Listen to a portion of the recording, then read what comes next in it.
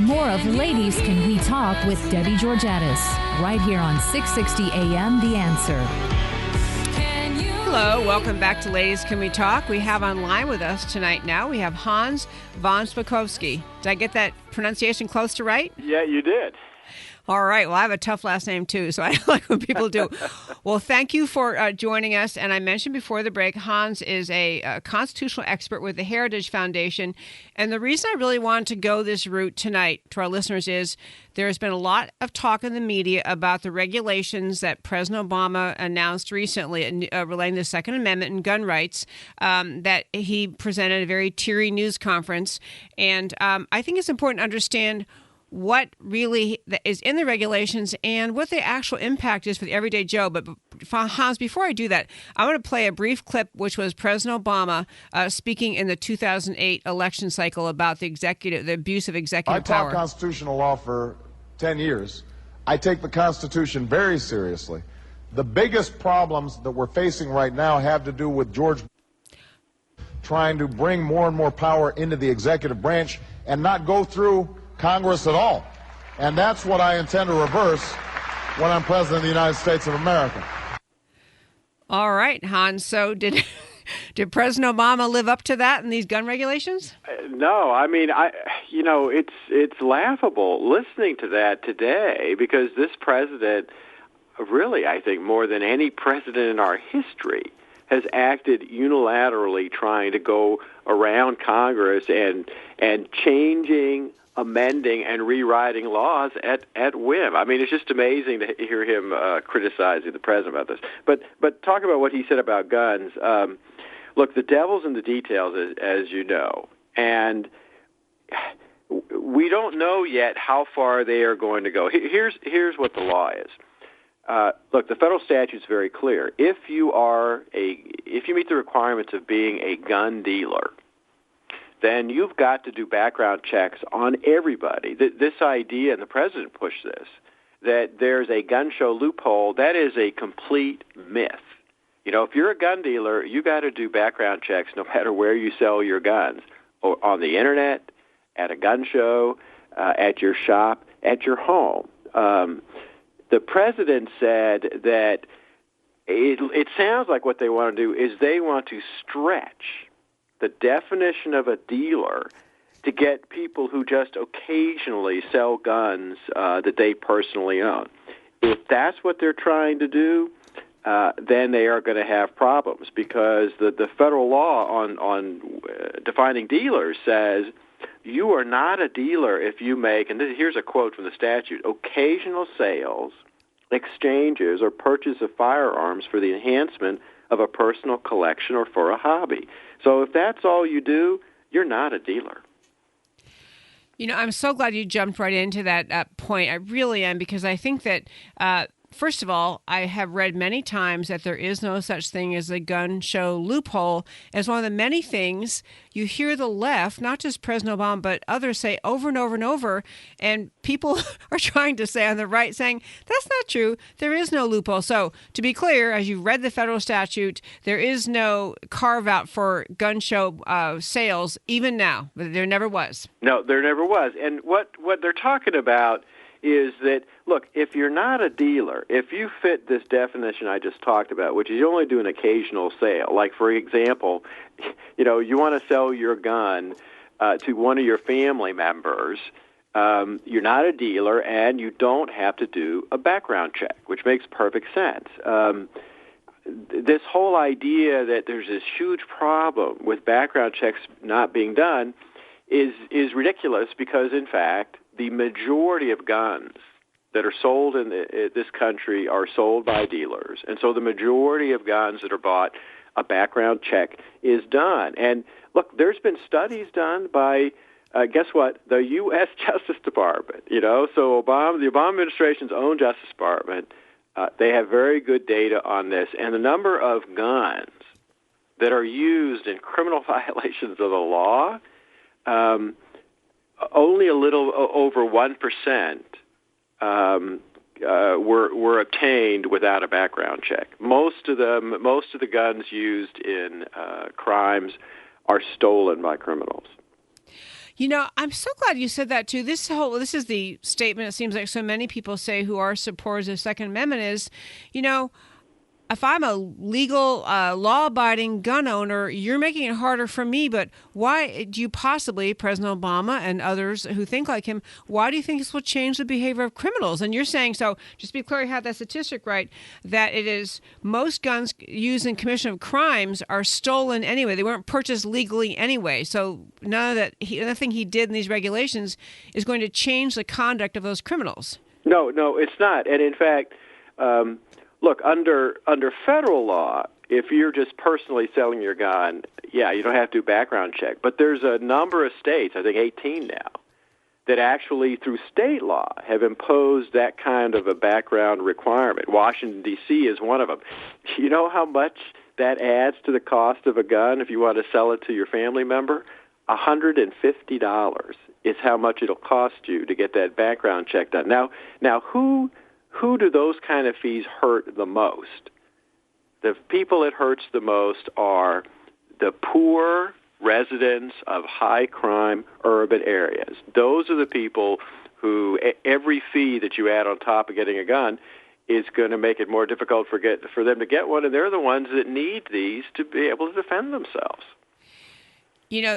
That is a great point. And I saw you actually wrote something. I want to be sure you have a chance to call to the attention of our listeners. But you wrote an article entitled, The Poor Could Be Obama's Gun Control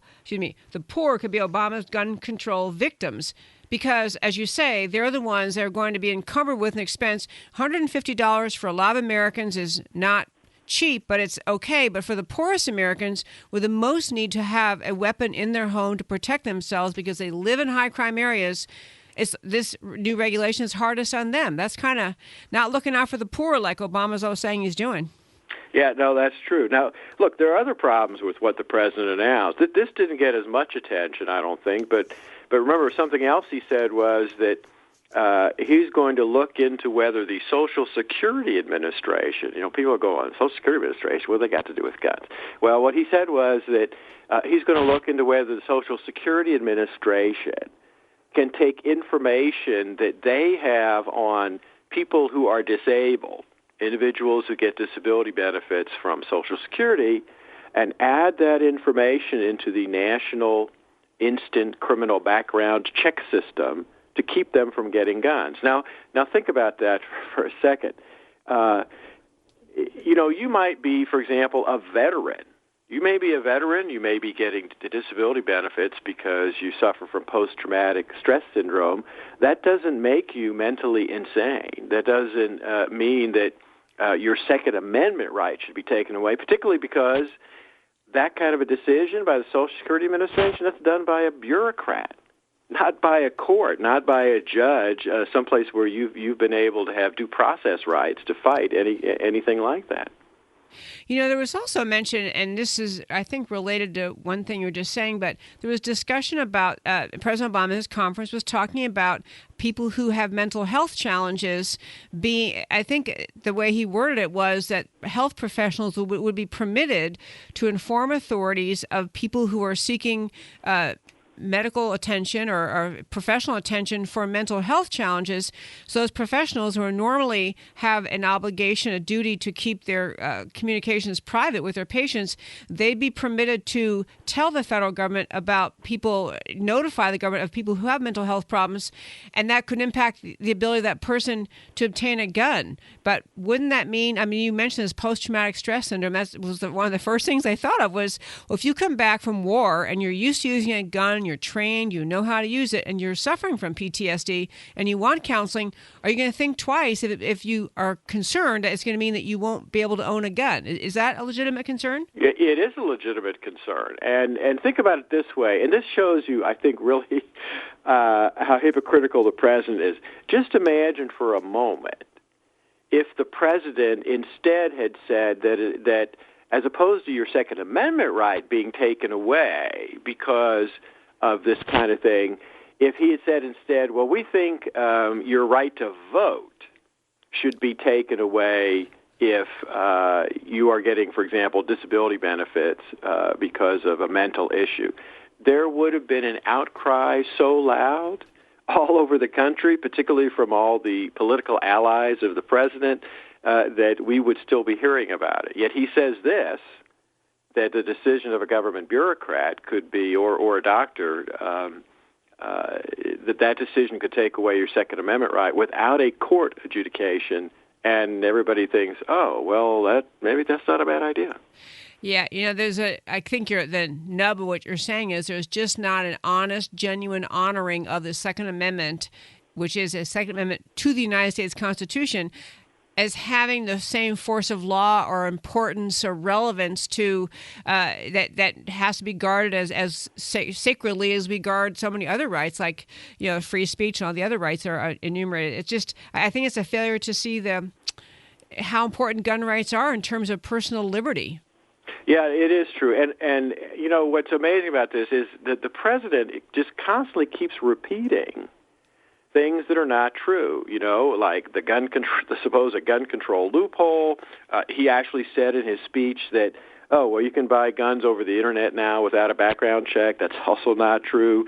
It's just one thing or another about that. Remember, he also said at the beginning, and he keeps saying this, that these kind of mass killings only happen in the United States. Yeah. That is such a foolish thing for him to say. What is he forgotten what happened in Paris in November? Yeah. And this is the media who's so strident about fact-checking so many people, so many politicians and candidates, and constantly fact-checking. But these things that you were just describing are said so often by President Obama, by people on the left, that it just kind of floats right over, and the media never even says, wait a minute. I mean, some of the conservative media, actually, I saw several good pieces after his speech, and in the last year, we're talking about if you actually statistically compare America to other countries, it's not true to say that we have an exorbitant number of, or an out-of-line number of respect of mass killings. I mean, no one wants any killings, but we don't have the problem he's describing.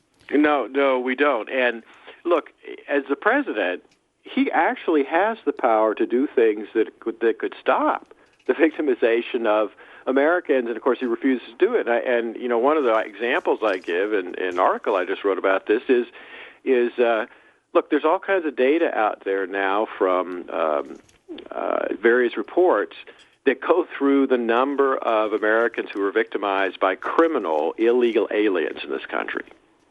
Places like Texas have large numbers of murders, rapes, assaults, burglaries committed by criminal, illegal aliens. And yet, what is the president doing? He wants an open border. He wants to give amnesty to millions of people who are here illegally. And the deportations of criminal aliens have gone down significantly during his administration. Also, of course, he's doing nothing about sanctuary cities, which are all over the country. Boy, that was such good points. We are speaking right now with Hans von Spakovsky, who's with the Heritage Foundation in Washington, D.C., and I make a plug for Heritage as often as I can. If you actually want facts and not emotional blathering, go to Heritage Foundation's website to look up actual data, facts, studies, policy papers, because to solve any challenges America faces, you have to start with the facts, which so I'm so glad that we do. Hans, to wrap up and this segment, I want to ask you, the bottom line of what President Obama appears to be doing in these new regulations, is this extra constitutional? Is he going beyond his role as executive? Is he legislating via executive order or not?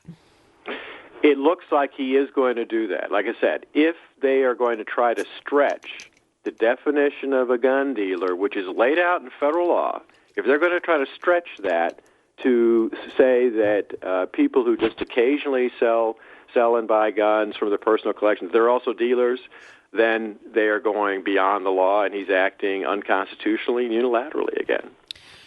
Well, we'll just have to see if our brave members of Congress want to stand up and do something about it. We'll just have to see. Well, Hans, I want to thank you so very much for calling to Ladies Can We Talk.